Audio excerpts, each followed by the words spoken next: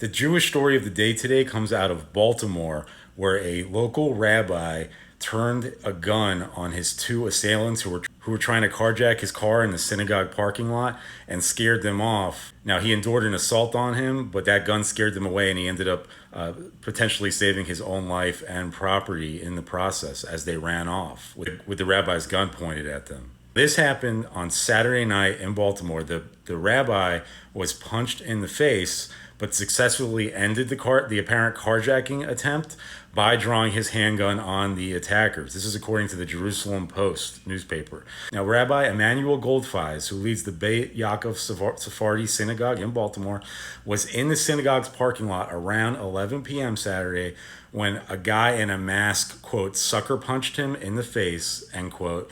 It was so hard my glasses fell off, my yarmulke fell off, the rabbi said. Now, Rabbi Goldfeiz is 62 years old. He was knocked to the ground by the man who punched him. That man then began striking him and snatched his car keys. The attacker and his accomplice then attempted to start Goldfeiz's car, but they were unsuccessful. Now, after they were unable to start the car, they tried to assault the rabbi again, but Goldfeiz drew his gun and pointed it at one of the men. Quote, "I told them don't come close," end quote. At that moment, I had a choice to shoot him, but I had rachmanus, pity, and decided he can live.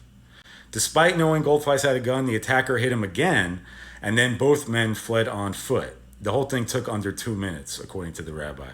But the rabbi said that, quote, Jewish community is easy prey, end quote, for crimes like that in the area.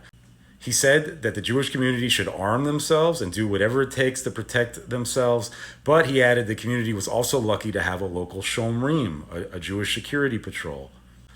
Now, the rabbi's successfully fending off these criminals and potentially saving his own life and property is part of a broader trend of Jewish self-defense in the wake of this major surge in anti-Semitism that we're seeing in the United States, which led to the murder of two young people they walked out of an event, an American Jewish Committee event. They were coming out and were assassinated at point blank range by a anti-Israel radical who shouted "Free, free Palestine" after the murders and told investigators he killed these two for Gaza. This trend of Jewish self-armament in an effort to help defend our communities. A lot of gun stores linking up with local Jewish organizations to help train Jews to own and or carry firearms to help protect them, their families, and communities, including their places of worship.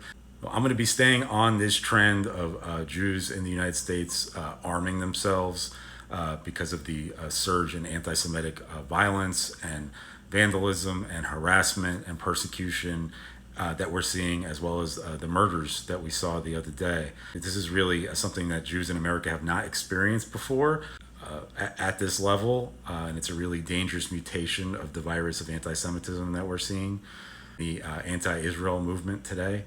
I'm going to be staying on these events and stories like this. I'll have more for you soon.